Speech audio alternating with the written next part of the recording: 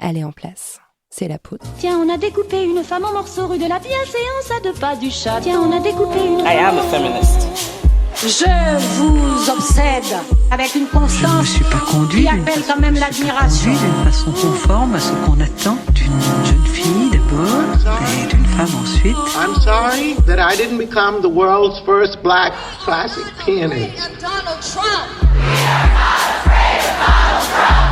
Je crois qu'une femme qui existe dans son temps, à l'intérieur de son temps, n'a pas d'époque, elle marque son époque. Bienvenue dans La Poudre, une conversation intime, profonde, avec des femmes artistes, activistes, politiques, des femmes inspirantes, des femmes puissantes. Comment sont-elles devenues femmes ? Contre quoi ont-elles résisté ? Que crient-elles ? Que rêvent-elles ? Que lisent-elles ?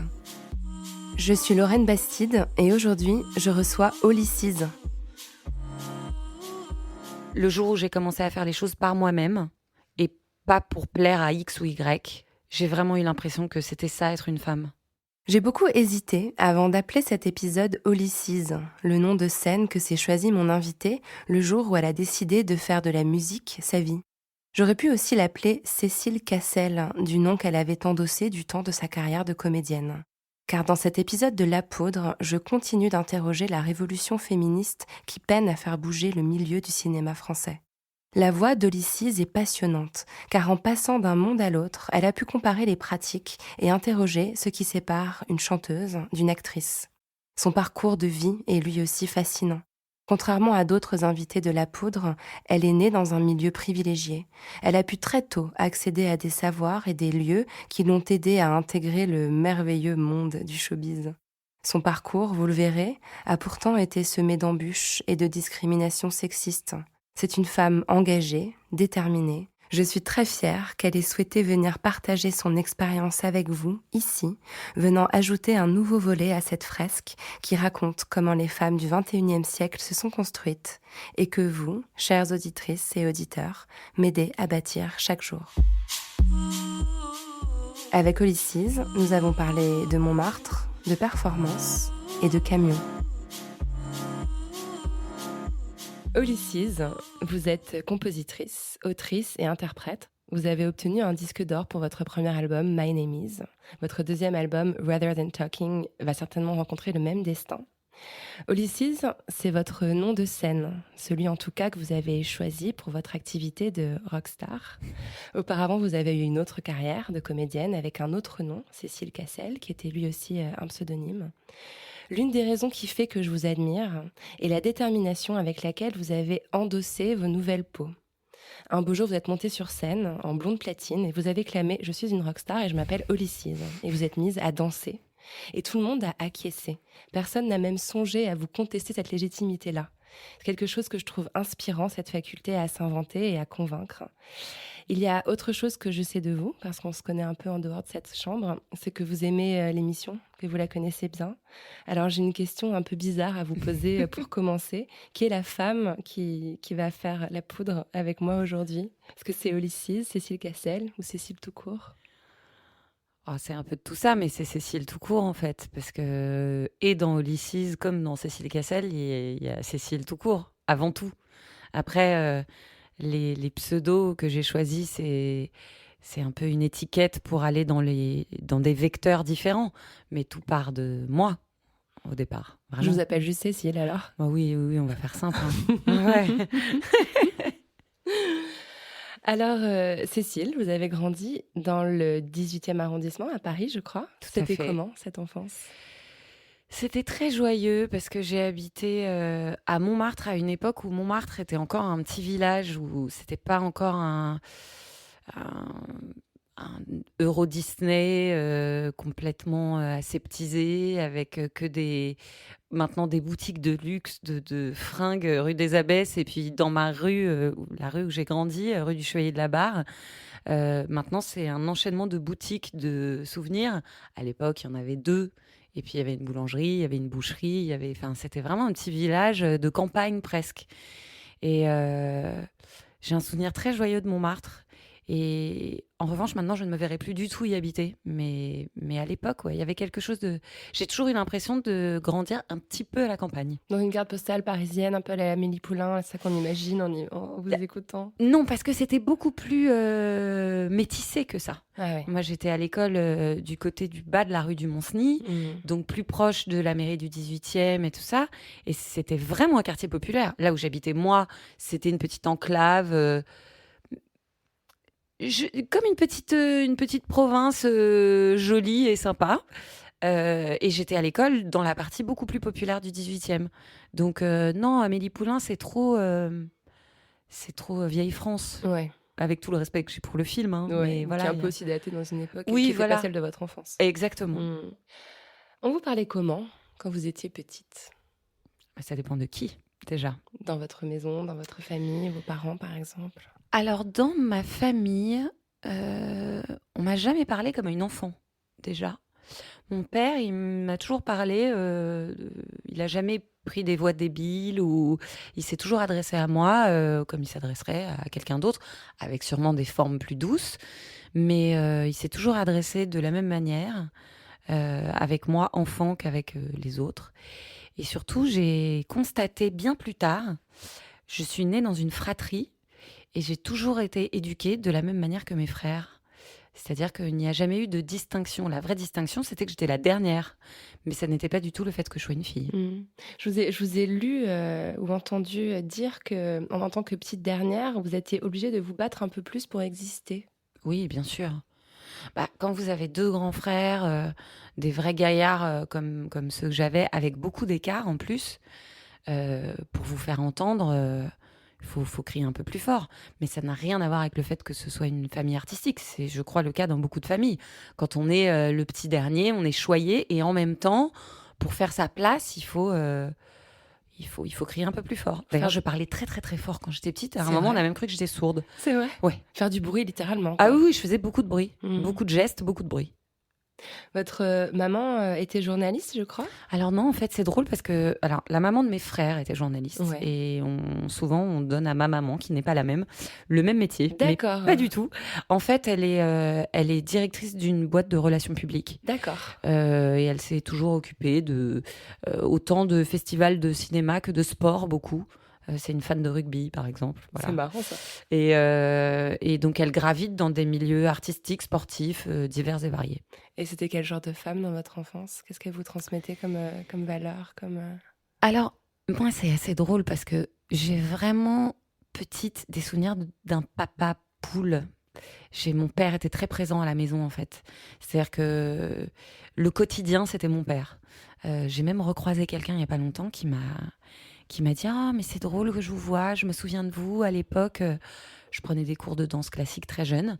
Ah, je me souviens de votre père qui vous peignait, vous faisait votre chignon et qui était le seul homme assis sur le banc pendant tout le cours. » Et pour moi, c'était tout à fait normal. Mais quand j'y pense maintenant, à cette époque-là, effectivement, maintenant, on a plein de papas dans les cours de danse, les cours qui amènent leurs filles, leurs fils...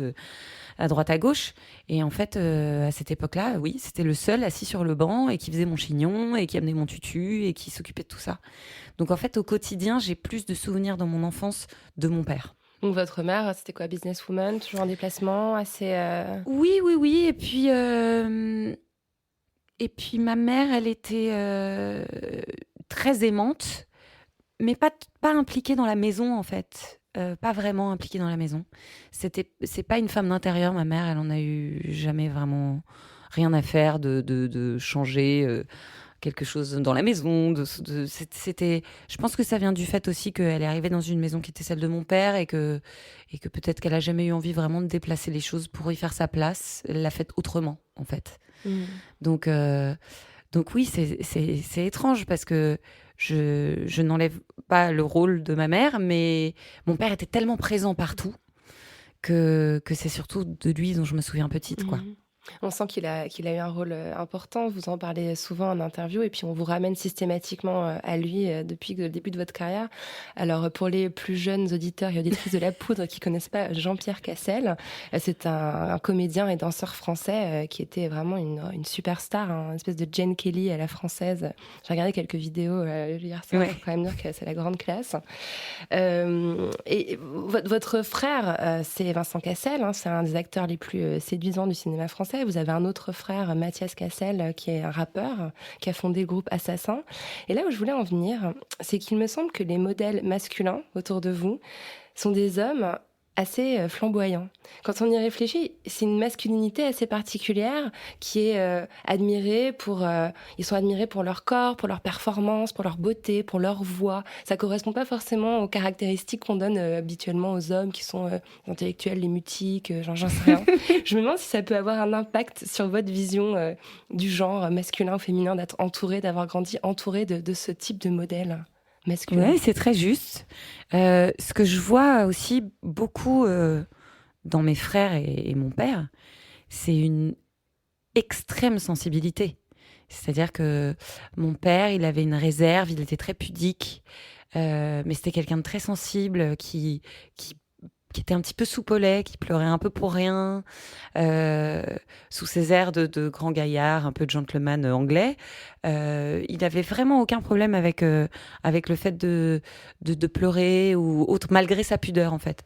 Et mes frères aussi, qui font beaucoup de bruit, pas pour rien, mais qui font beaucoup de bruit, c'est des êtres très sensibles aussi, on le voit à travers les rôles de Vincent, à travers ses engagements, à travers... et puis... Mon frère Mathias aussi, donc Rocking Squad, qui est très engagé dans ses textes, ça prouve aussi une curiosité, une sensibilité au monde qui l'entoure. Donc il y a ça de très visible chez eux. En tout cas, moi, c'est ce que je retiens beaucoup. Et oui, c'est sûr que ça a dû...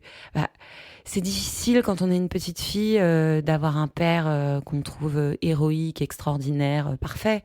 C'est difficile après pour se construire en tant que femme, parce que ils ont intérêt à arriver à la cheville, quoi. Ouais. Les garçons qui se présentent. Ouais. Donc souvent on fait fausse route parce qu'on cherche un peu le l'ersatz et c'est jamais aussi bien. Ça donne envie d'être un garçon quand on est petite fille et qu'on a des modèles d'hommes auxquels on peut s'identifier parce qu'ils expriment leurs émotions, parce que... Alors, j'étais une vraie dichotomie, c'est-à-dire que j'étais très petite fille, je faisais de la danse, j'avais les cheveux longs, tout ça, jusqu'au jour où je les ai coupés toute seule. Donc ça aussi, c'est un truc quand même. Je me suis coupé les cheveux très courts toute seule aussi. Et en même temps, j'étais une castagneuse. C'est-à-dire que je me suis beaucoup battue à l'école très petite. Et comme je vous disais, je faisais beaucoup de bruit. Donc j'avais une énergie, j'aime pas dire une énergie masculine, mais en tout cas qu'on n'attend pas d'une petite fille. Et qu'on aimerait douce et réservée. Et voilà, je pense que ma réaction au fait d'être dans une fratrie, c'était que tout de suite, j'étais un peu... je n'aime pas du tout ce mot de garçon manqué. C'est dommage, bien sûr, il est très moche ce mot. Je cherche un mot... j'avais une énergie qu'on n'attend pas d'une petite fille. Une combativité, une détermination qu'on lit encore en vous, j'ai l'impression. Oui, bien sûr. Mais à l'époque, elle partait dans tous les sens. J'étais en combat contre l'humanité, quoi. Voilà. Alors, vous parlez aussi souvent en interview de votre grand-mère. Oui. Maternelle, une musicienne, pianiste, chanteuse qui est encore là, je crois, qui suit votre carrière. Vous parlez aussi même de votre arrière-grand-mère qui était couturière. Dans une interview assez ancienne, je vous ai vu l'évoquer. Est-ce que c'est une façon pour vous de vous remettre dans une filiation de femme ? Oui, bien sûr.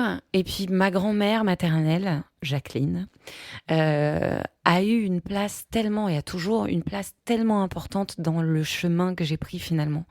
Je m'en suis pas rendu compte, mais ma grand-mère que je voyais tous les mercredis après-midi, qui me faisait tous les midis exactement le même repas. Quand j'y repense, c'est fou. J'ai mangé la même chose tous les mercredis après-midi, tous les mercredis midi de ma jeunesse. Quel était le menu ? Alors, j'avais toujours un demi-pamplemousse suivi d'une seule meunière. Donc, pas mal quand même. Bien. Avec des légumes. Diététique. Et après, un dessert de folie qui, ça, pour le coup, changeait à chaque fois. Ma grand-mère était une merveilleuse cuisinière. Et Ma grand-mère m'a mise au piano très jeune. Et elle s'est mise au piano et m'a fait chanter très vite. M'a toujours dit: «Ah, mais tu chantes bien, tu chantes juste, il faut que tu fasses quelque chose». Elle était toujours derrière moi pour ça. Elle rêvait que je fasse une comédie musicale. Je pense, ma grand-mère, c'était une vraiment très belle pianiste qui fait partie de cette génération de femmes qui ont arrêté de travailler pour s'occuper de leurs enfants, enfin de son enfant pour le coup.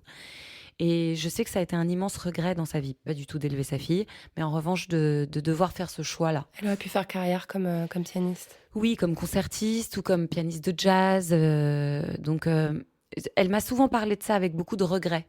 Et, euh, et je pense qu'elle m'a donné beaucoup de force aussi par rapport à ça, de ne fais pas comme moi. Je pense que c'est pour ça que sa fille, donc ma mère, est aussi une femme indépendante, qui a toujours travaillé, qui a jamais voulu compter sur personne, qui justement peut-être pour cette raison a laissé tellement de place à mon père en tant que papa-maman, voilà.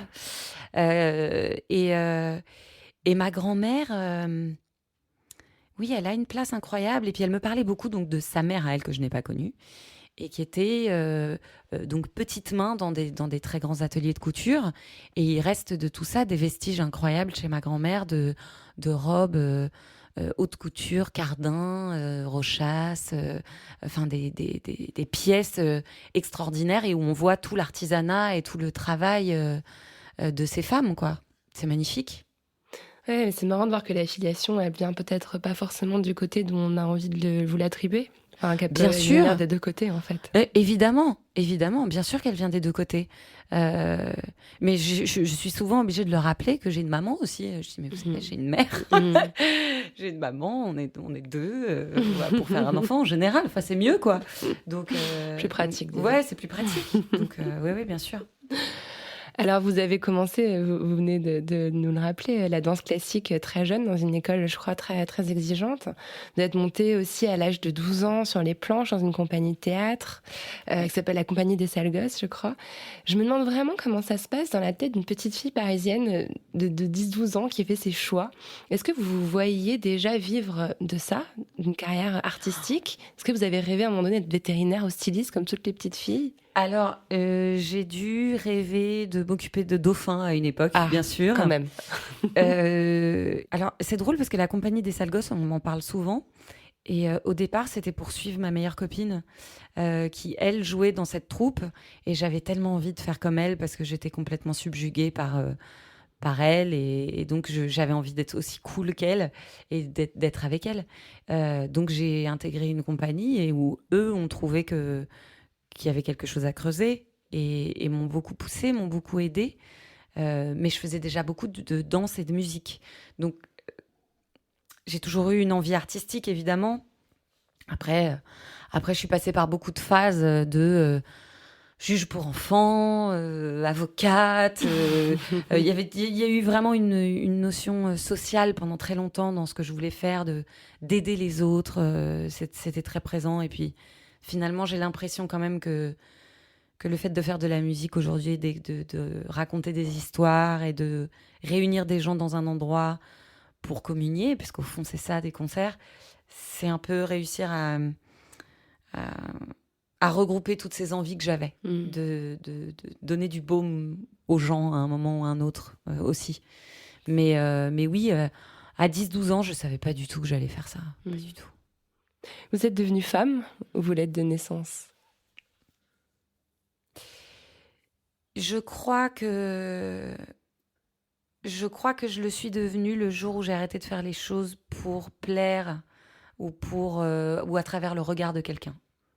J'ai compris ce que ça voulait dire d'être femme. Alors, est-ce que je l'étais déjà ou est-ce que je l'ai compris ? Mais en tout cas, le jour où j'ai commencé à faire les choses par moi-même et pas pour plaire à X ou Y, j'ai vraiment eu l'impression que c'était ça, être une femme. Et c'est arrivé vers 25-26 ans. Plus ou moins quand j'ai perdu mon papa, en fait. Hein. C'est un peu ça aussi. Ça a été un peu... Bon, maintenant, en fait, tout ce que tu vas faire, ce ne sera pas pour avoir son... Je cherche le mot. Son approbation. Son approbation. Il y avait beaucoup de ça. Mais son approbation à lui, elle représentait l'approbation de beaucoup de gens, en fait. Et quelque part, ça m'a beaucoup libérée aussi. Beaucoup libérée. Mais ce besoin d'indépendance, on le lit aussi tôt dans votre parcours. Je crois qu'à 17 ans, vous décidez de vous émanciper, limite, Oui. d'aller vivre toute seule, de plus être dépendante financièrement de vos parents, ce qui peut être un choc qui semble surprenant quand on sait que vous êtes dans une famille assez privilégiée. Ça venait d'où, ce désir-là ? De faire les choses par moi-même aussi. Alors, je suis pas partie bien loin, hein, j'étais dans un studio en face. Hein, mais bon, quand même. Le symbole était là. Voilà, le symbole était là. Et surtout, j'avais besoin en fait, je suis allée voir mes parents en disant que j'étais très malheureuse à l'école, ce qui était le cas. Que de toute façon, on n'allait pas se mentir, je n'allais pas faire d'études. Parce que j'avais envie de faire de la musique, du cinéma, de la danse. Que je savais que c'était casse-gueule.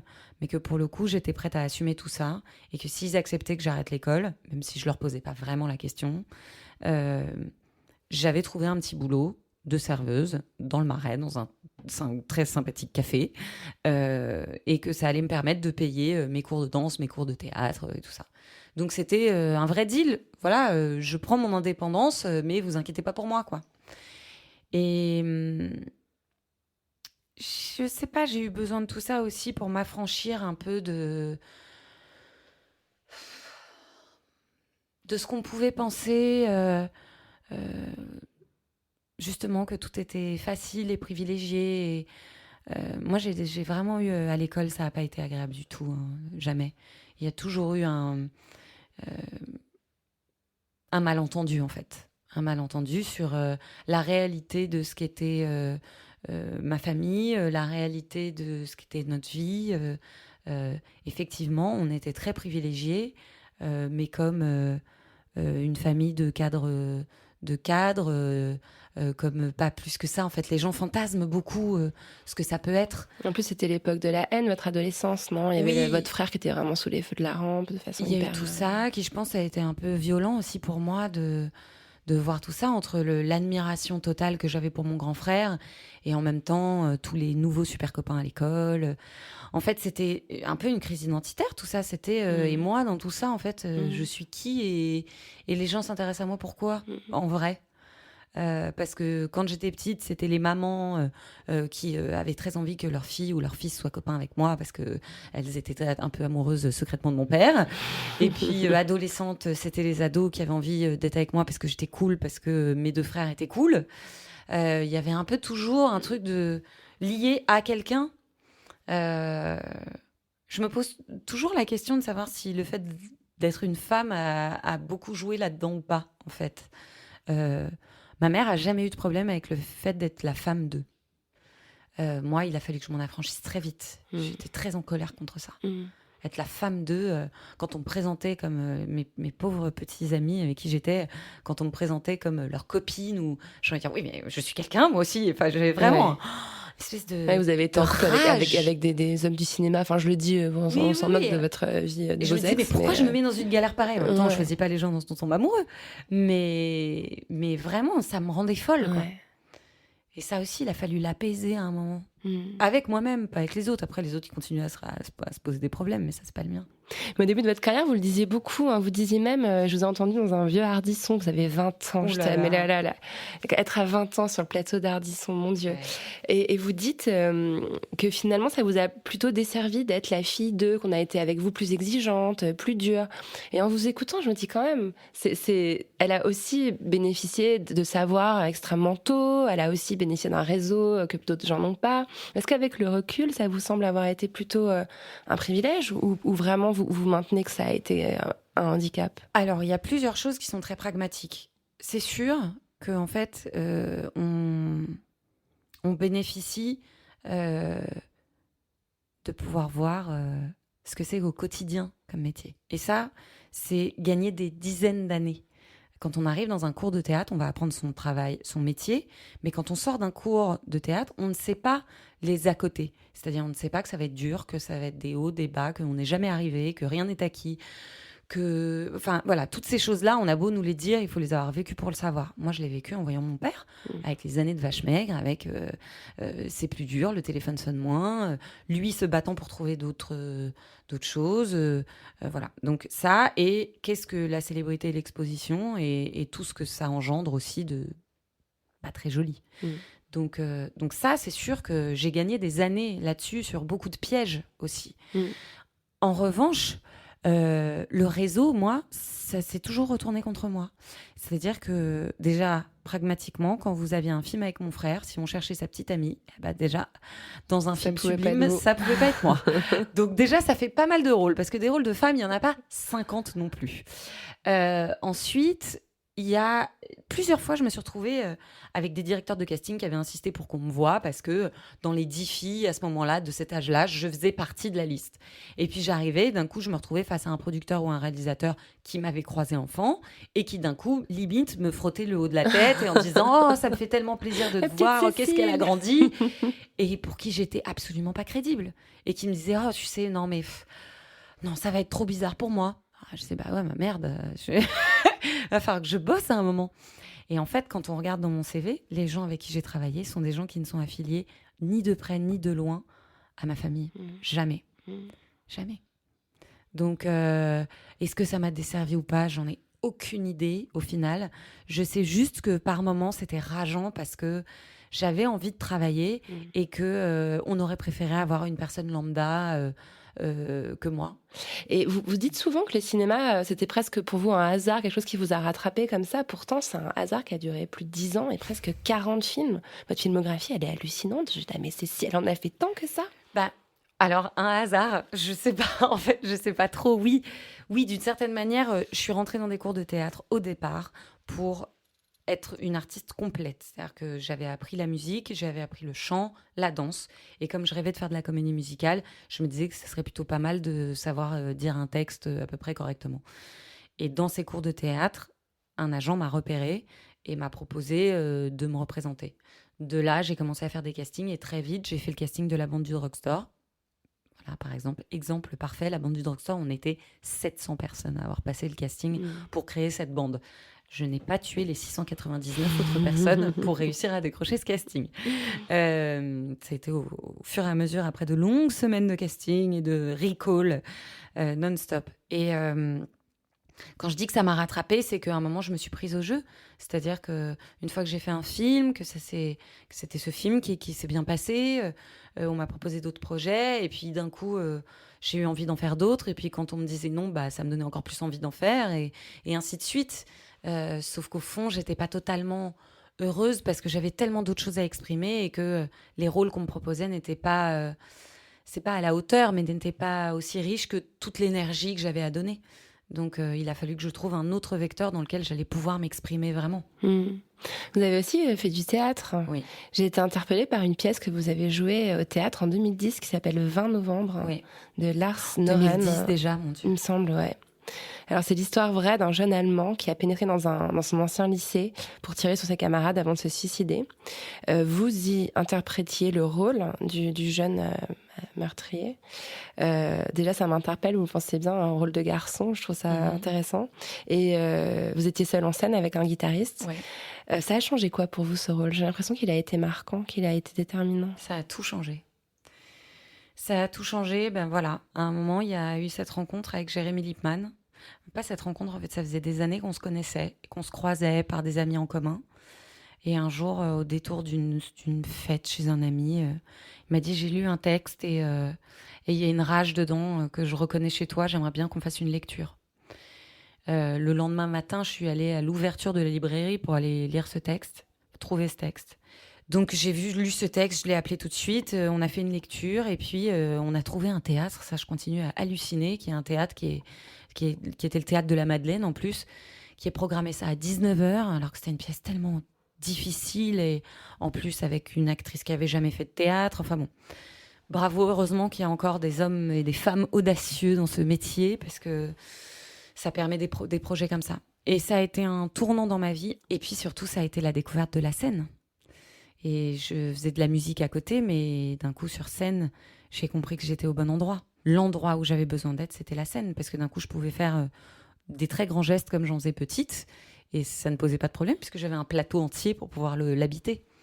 Donc voilà. Et le fait de jouer un homme, un adolescent, donc c'est un moment ambigu de la vie d'un garçon en plus, On a fait le choix avec le réalisateur de me mettre juste dans des vêtements assez informes pour que juste ma silhouette disparaisse derrière.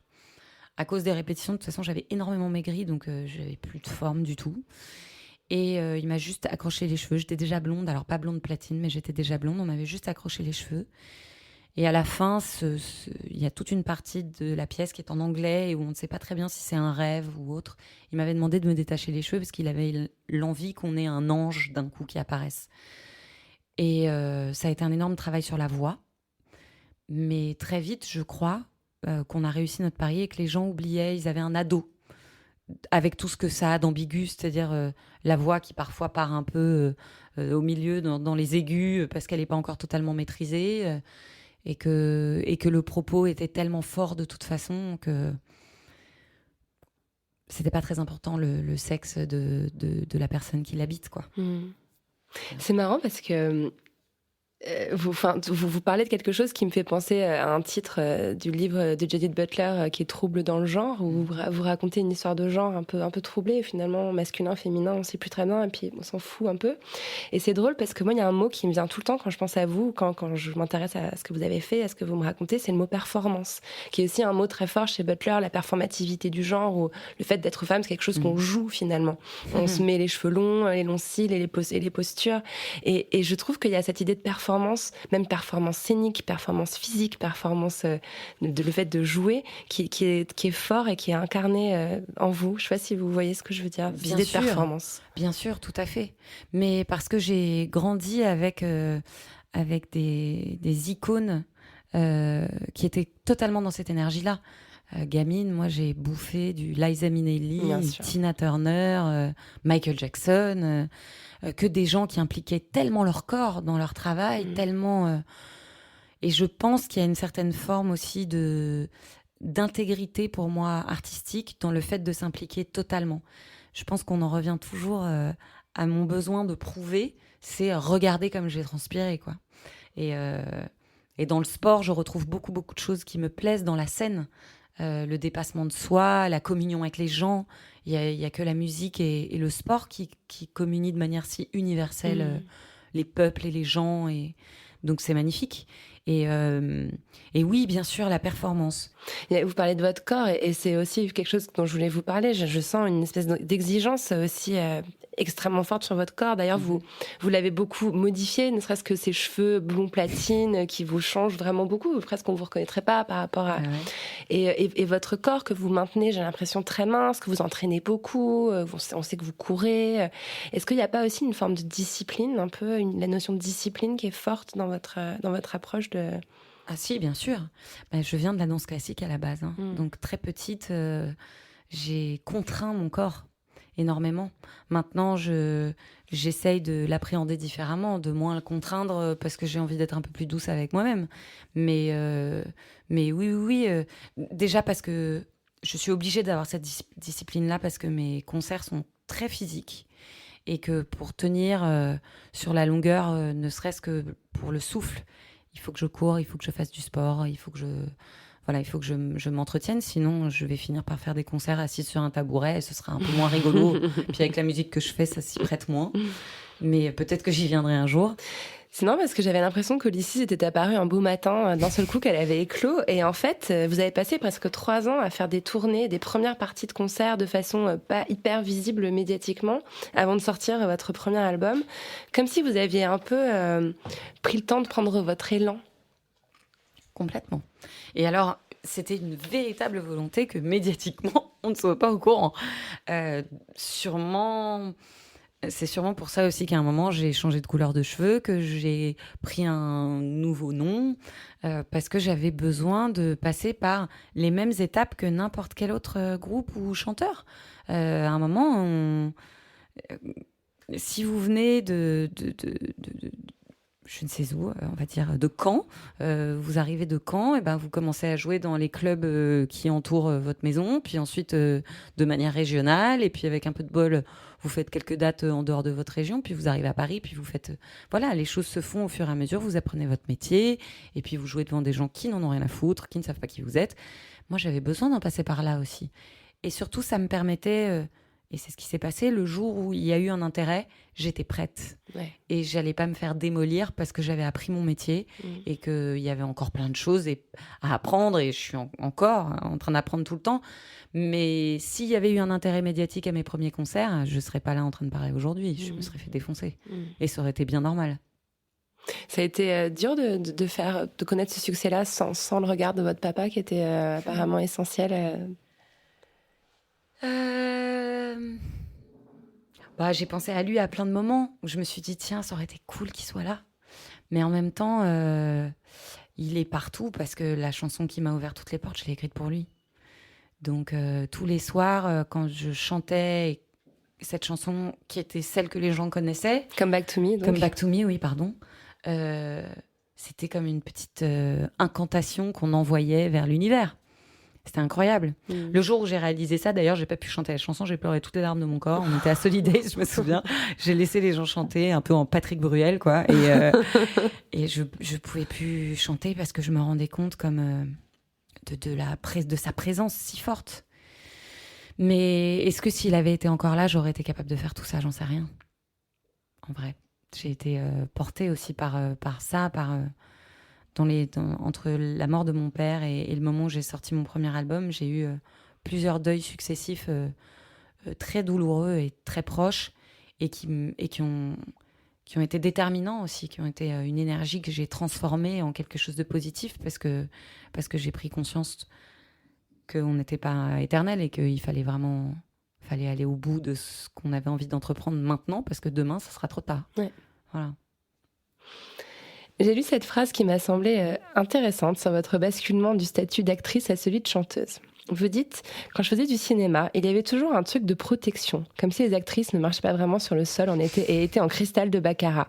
Alors qu'avec les rockeuses, on balance, allez, va décharger le camion maintenant. Il y a quelque chose de plus familier, on me tape dans le dos. En fait, c'est un peu comme si vous aviez basculé vers une autre féminité ou même que vous étiez débarrassée d'une féminité stéréotypale en devenant chanteuse.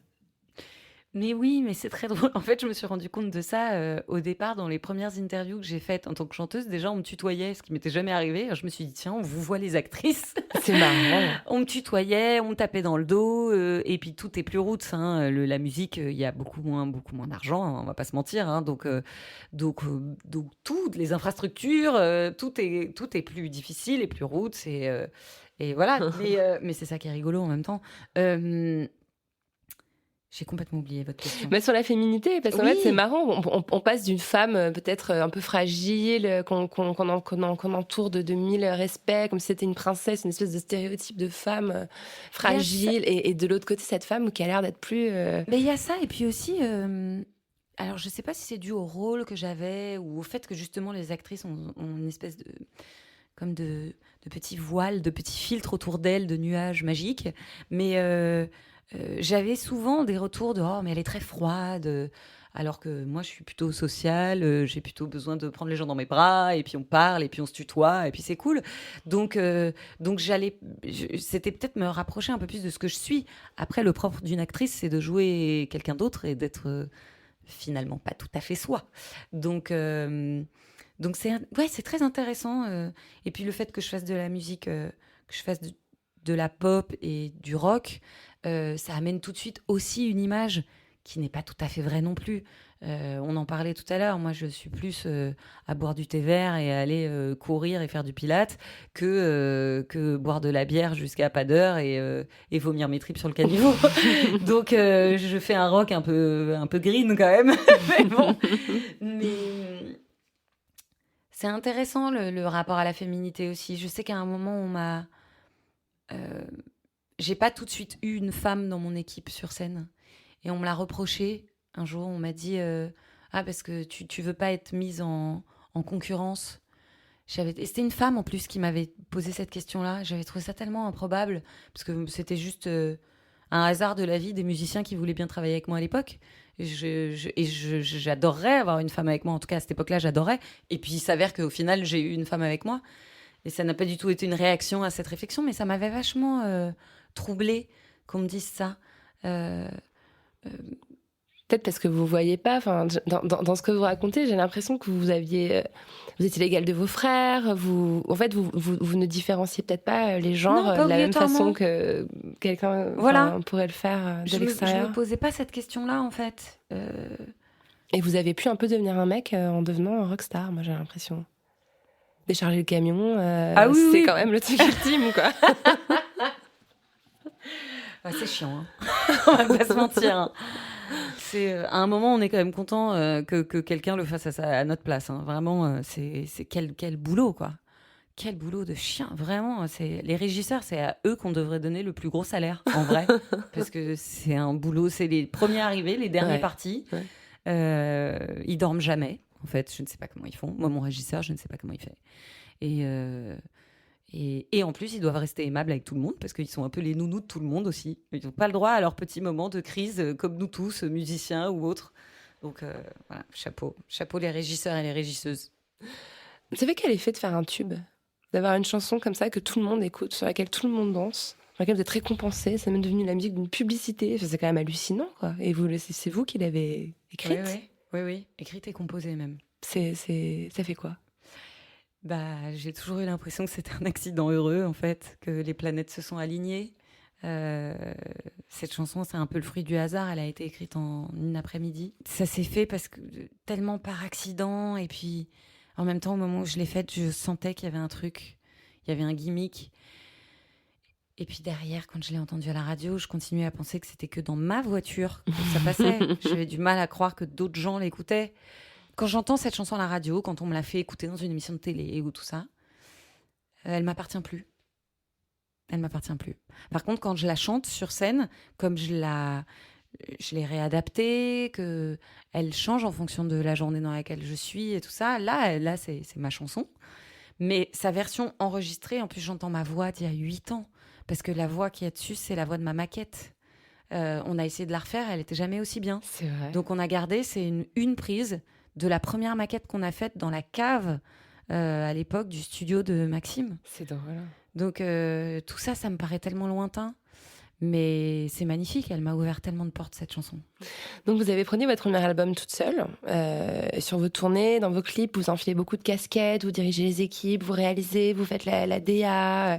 Est-ce que vous avez repris le pouvoir et est-ce que c'est quelque chose qui n'était pas le cas, qui n'était pas possible dans votre première carrière, celle que vous avez faite au cinéma ? Évidemment. Évidemment.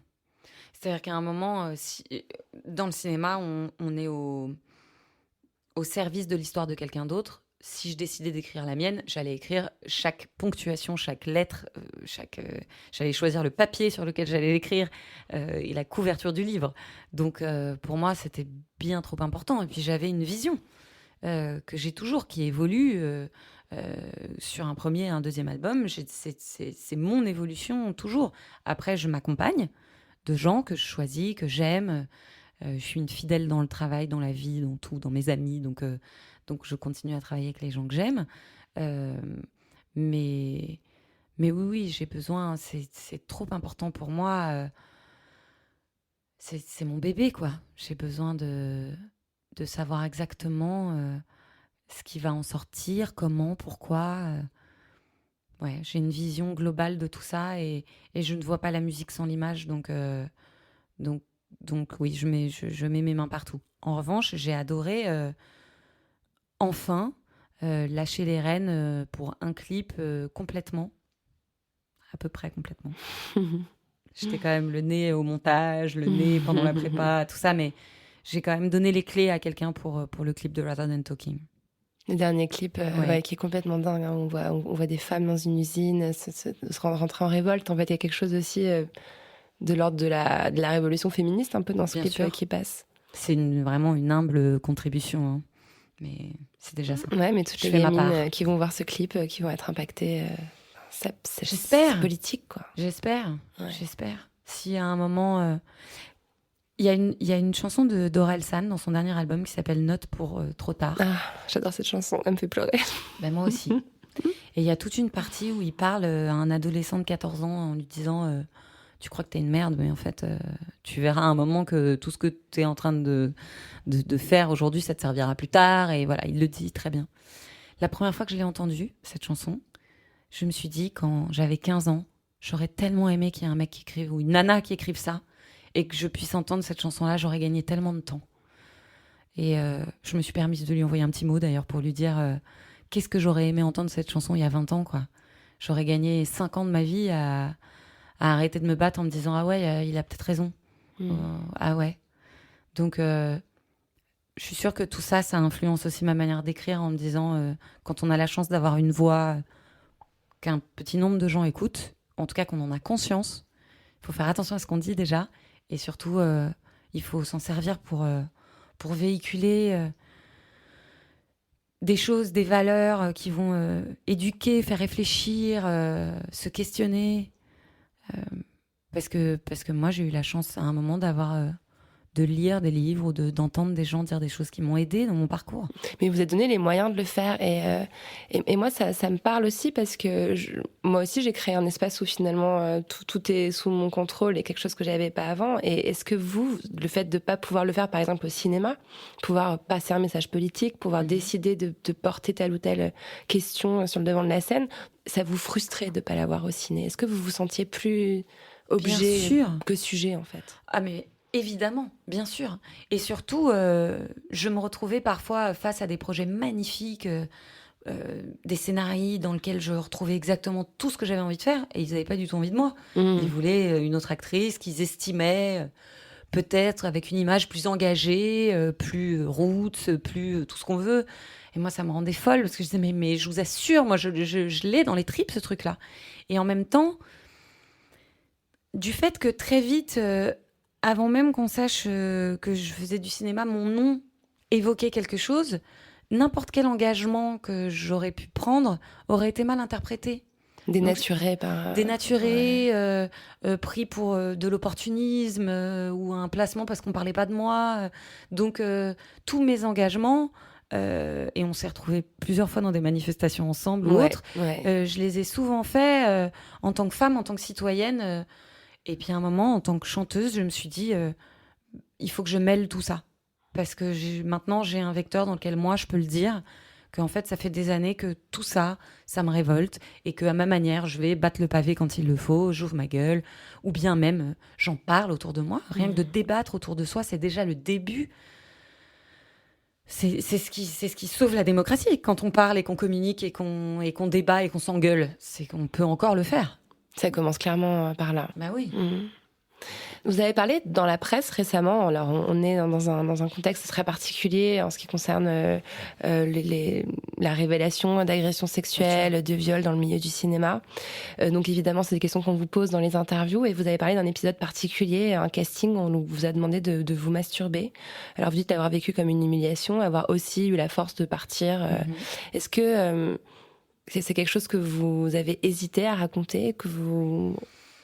En fait, quand tous ces débats sont arrivés, je pensais même pas que ça allait être des débats en fait au départ, mais oui, c'est devenu un débat effectivement. Voilà. C'est intéressant. Ouais. En tout cas, donc quand toutes ces révélations ont enfin été entendues, parce qu'elles sont pas nouvelles, hein, j'avais pas du tout l'impression que j'avais ma place là-dedans, si ce n'est d'être un soutien et de dire que je soutenais toutes les victimes.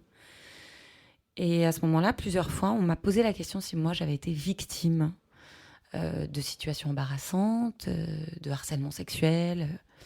Et au départ, je détournais toujours un peu la question en disant oui, mais pas seulement dans mon travail, dans tout. Malheureusement, quand je pose la question autour de moi, je ne connais pas une femme qui ne s'est pas retrouvée au moins une fois dans sa vie dans une situation extrêmement embarrassante, si ce n'est plus. Voilà. Et donc, je trouvais un peu déplacé de ma part d'aller dire oui, j'ai été victime de telle ou telle chose. Voilà. Et puis je me suis un petit peu fait piéger parce que je me suis retrouvée face à plusieurs journalistes qui avaient vraiment envie de leur petit moment croustille où j'allais enfin raconter qu'il m'est arrivé quelque chose. Et puis à force et par confiance avec une journaliste avec laquelle j'étais, j'ai dit oui une fois. Je me suis retrouvée dans un casting où on m'a fait lire une scène et dans laquelle il était écrit à ce moment-là, elle se masturbe. Et la personne en face de moi m'a dit ce serait bien qu'on voit si tu es capable de le faire, donc j'aimerais bien qu'on filme la lecture. Et le rôle demande ça, donc m'a soumis l'idée que ce serait bien que je me masturbe. À l'époque, j'étais armée pour. J'ai eu une chance immense. En tout cas, oui, j'ai eu une chance immense à ce moment-là d'avoir les armes qui m'ont permis le courage de me lever et de partir. Ça n'a pas empêché que derrière, je me suis sentie très humiliée, j'ai énormément pleuré, j'ai appelé mon agent hurlant, voilà. Il s'avère que la personne dont on parle, je ne sais même plus son nom, elle n'a jamais fait de film, elle n'existe pas dans l'univers. Voilà. Mais je n'ai jamais voulu à un moment me positionner en tant que victime ou autre, et j'ai été très malheureuse que tout ça soit repris de cette manière-là, parce que je trouvais ça indécent envers les gens qui ont vraiment vécu des choses dramatiques, déjà premièrement, et je trouvais ça extrêmement déplacé de réduire ça à « elle a arrêté le cinéma à cause des castings où on lui a demandé de se masturber ». Ça a été caricaturé. Ça a été caricaturé, et je trouve qu'on a besoin d'un peu de mesure et de décence en ce moment, parce que ce qui est important, ce sont les victimes, et qu'est-ce qu'on va faire pour les aider, et qu'est-ce qu'on va faire pour qu'il y en ait moins, et de moins en moins, et qu'il n'y en ait plus. Le débat, c'est ça le vrai débat. Le débat, c'est pas des femmes qui doivent se crêper le chignon, comme c'est le cas en ce moment. Bien sûr. Et ce qui, pareil, me rend extrêmement triste. Et je trouve que la manière dont la presse traite tout ça est très limite. Que c'est très difficile de lire des choses vraiment intéressantes, qui ne sont pas que impulsives. C'est vrai qu'on cherche avec en fait, la petite phrase, voilà. La polémique, la révélation croustillante, la ça phrase choc, alors qu'il y a tellement de femmes qui pourraient avoir des propos éclairés, mesurés, scientifiques, politiques. Voilà. Donc j'attends, peut-être que je suis passée à côté, l'article de fond intéressant qui va me dire ce qui concrètement va se passer à partir de maintenant et qu'est-ce que ça va changer. Et moi, je me demande pourquoi en France, les actrices ne se lèvent pas à ce que vous racontez de ce casting. Alors évidemment, c'est un cas isolé et puis c'est pas apparemment un réalisateur hyper connu qui l'aurait fait 800 fois. Mais c'est quand même assez révélateur. C'est des choses dont on sait qu'elles se passent dans le milieu du cinéma. C'est un milieu qui est extrêmement sexiste où tous les hommes prennent les décisions. Les actrices sont quand même dans des postures qui sont parfois un peu humiliantes. Il y a des injonctions de physique, de beauté qui sont absolument délirantes. Pourquoi il n'y a pas une actrice qui se lève pour dire MeToo ? Les actrices françaises ont l'impression qu'elles ont peur de se faire, je sais pas, blacklister ou... Mais il faut du courage pour ça. Il en faut beaucoup, oui. Il faut du courage. Et d'ailleurs, on le voit quand on voit certaines révélations d'actrices qu'on entend aujourd'hui, mais qui sont des femmes actrices hollywoodiennes qu'on a fait taire il y a 10 ans, 15 ans, et puis qui d'un coup ont disparu. Et donc maintenant, on retourne le truc en disant « Oh mais regardez, c'est des ringardes qui veulent qu'on parle d'elles. » Mais peut-être qu'en fait, elles ont arrêté de bosser parce qu'à un moment, elles ont ouvert leur gueule. Et je pense qu'en France, il y a beaucoup de femmes qui... Déjà, l'engagement et l'engagement politique en France est beaucoup moins habituel chez les actrices qu'à Hollywood, où les femmes prennent part, où ça fait partie du job aussi, d'un coup, de se positionner pour telle ou telle chose. Ça fait vraiment partie d'un truc. Elles ont toute une cause qu'elles défendent. Il y a tout un truc aussi, il y a tout un business aussi autour de ça, d'image qui est très important, où à un moment, on vous fait savoir que ce serait bien que vous positionnez, que vous soyez ou écolo, ou féministe, ou voilà, enfin, il faut que vous choisissiez un peu votre cause. En France, c'est beaucoup moins le cas. En France, on est soit... super militantes comme sont Agnès Jaoui, Josiane Balasco, des femmes qui ont pas eu de problème, ou Emmanuelle Béard à une époque, qui se sont vraiment positionnées. Elle l'a payé cher, Emmanuelle Béard. Elle a perdu des contrats avec des annonceurs beauté. Exactement. Donc je pense que tout ça fait un peu peur, que beaucoup d'entre elles ont peur de plus bosser, tout bêtement. Des rôles de femmes, il y en a peu. Des femmes, il y en a beaucoup. Et qu'elles n'ont pas envie de se positionner, ce que je peux très bien comprendre, parce qu'elles ont peur de plus bosser et que c'est un effet de masse. S'il y en avait 10 d'un coup qui se levaient, il y en aurait peut-être 100, mais il en faudrait une. Alors Léa Seydoux a parlé à l'époque, et Marion Cotillard de Harvey Weinstein, mais elles prennent beaucoup moins de risques parce que, même si ça leur a demandé beaucoup de courage d'en parler, parce qu'elles sont déjà très établies. C'est compliqué aussi aujourd'hui. Et puis elles ont parlé du côté américain, elles n'ont pas parlé du côté français. Exactement. C'est tellement un moment particulier où aussi on ne peut pas obliger aux femmes de s'engager si elles ne sentent pas cette force-là. On peut pas... Je pense que tout le monde doit le faire comme il le sent, parle au moment où il en a Ouais. besoin. Et aussi, on est dans un moment où on n'est pas comme avec vous, où on a 1 heure pour se parler, pour aller au fond des choses. Les choses sont reprises et sont réinterprétées, sont amputées d'une partie de leur contexte. C'est compliqué de parler aujourd'hui, hein. Ouais. J'en ai fait les frais, donc je peux en parler Ouais. facilement. Ouais, C'est non, compliqué mais de je pense s'exprimer. que vous avez carrément raison de dénoncer la façon dont les médias s'emparent de ce sujet. Moi-même, j'ai reçu un mail ou un texto. On fait une enquête sur le harcèlement dans les rédacs. T'as pas T'as une petite histoire t'as pas été croustillante, violée, vas-y, raconte. Non, mais c'est presque ça. Hein. Bien sûr. Il y a effectivement. Ouais. C'est pas le New York Times. Et c'est une enquête d'1 an qui a été faite avec vachement de conscience et de minutie pour sortir l'affaire Weinstein. Quoi. Ah oui, non, bien sûr. Mais je le vois au quotidien, hein. En ce moment, je vois on me pose la question à chaque fois, mais en espérant qu'il va y avoir une petite révélation. Quelle indécence. Ouais, c'est vrai. Est-ce que vous avez accès à votre chambre à vous ? Oh là là, oui. Oui. J'en ai plusieurs. J'en ai une intérieure, dans laquelle j'ai accès tout le temps. Où je peux même avoir des absences en plein milieu d'un dîner ou autre. Et puis la côte basque. Je retrouve là-bas une vie totalement normale, proche de l'océan. Et voilà, j'ai acheté une petite maison là-bas. Plutôt que d'acheter à Paris, j'ai acheté là-bas. Merci, come back to me. Et j'ai acheté une toute petite maison Une belle grâce à ça. matérialisation, un succès pour avoir Voilà. une chambre à vous. Quoi. Exactement. C'est chouette, ça. Mais ma chambre à moi, elle existe en moi à tout moment. Je suis une très grande marcheuse, par exemple, et à n'importe quel moment du jour et de la nuit, j'ai juste à marcher et plus rien autour ne peut m'atteindre. Est-ce qu'il y a un livre sur la table de chevet dans cette chambre que vous pouvez recommander, un endroit, un livre dans lequel vous vous réfugiez parfois ? Il y en a plusieurs. Il y a déjà du Suzanne Sontag. Ouais. Après sa mort, son fils a récupéré toutes ses ébauches, ses journaux intimes. Et c'est un livre qui s'appelle Révélation, si mon souvenir est bien, ou Renaissance, je crois. Ouais. Et qu'on peut lire un peu de manière décousue aussi, parce que ce sont des bribes de pensées qui parfois font une demi-page et parfois font 10 pages. Et c'est un livre qui est sur ma table de nuit, pour le coup, vraiment. Et il y a un très beau livre sur le deuil de Joanne Didion, qui s'appelle L'année de la pensée magique, qui m'a beaucoup, beaucoup aidée à une époque. Ça évoque quoi pour vous, la poudre ? Ça évoque avant tout ma grand-mère. Ma grand-mère, elle sent la poudre vraiment, la poudre de riz, quoi.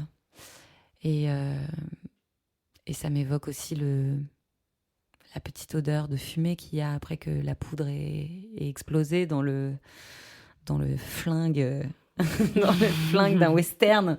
Il y a un peu de tout ça, mais c'est un tellement joli mot à dire aussi, c'est agréable. Ça m'évoque avant tout ma grand-mère, l'odeur de sa peau et de la poudre de riz. Merci beaucoup, Cécile. Merci. Merci à Ulysses d'être venu faire parler la poudre avec moi. La Poudre est une émission produite par Nouvelles Écoutes. Elle est réalisée par Aurore Meyer-Mailleux, avec à la programmation, la préparation et la prise de son Zisla Tortello et au mixage Laurie Galigani. Le générique est extrait de la chanson L'appétit de Bonnie Banane, produite par Gauthier Visiose. Si vous aimez l'émission, le mieux est de nous le dire avec des étoiles, 5 de préférence, sur iTunes. Vous pouvez aussi suivre et faire parler La Poudre sur les réseaux sociaux, La Poudre TV sur Instagram, La Poudre NE sur Twitter et La Poudre Podcast sur Facebook. Si vous aimez les femmes, les livres et surtout les livres écrits par des femmes, rendez-vous sur notre site La Poudre Lit, où nous recommandons toutes les 2 semaines des ouvrages pour aller plus loin après l'écoute des épisodes de La Poudre. Pour ne louper aucun épisode, pensez à vous abonner à notre fabuleuse newsletter. Il suffit de vous rendre sur le site nouvellesécoutes.fr et de cliquer sur La Poudre. L'occasion de découvrir toutes les autres émissions que nous produisons. À très vite et continuez de faire parler La Poudre. Cet épisode a été enregistré dans une chambre de l'hôtel Grand Amour, que je remercie pour leur soutien inconditionnel depuis la première saison de La Poudre. Le décor est génial, entièrement chiné. Ma chambre préférée, c'est la 604. celle qui est sous les toits, avec un portrait de Vivienne Westwood, flamboyante et nue, sous l'objectif de Jürgen Teller. Si vous réservez une chambre à l'hôtel Grand Amour, rue de la Fidélité à Paris, avec le code La Poudre, vous bénéficierez d'une réduction de 10% sur le prix de votre chambre. Ne nous remerciez pas.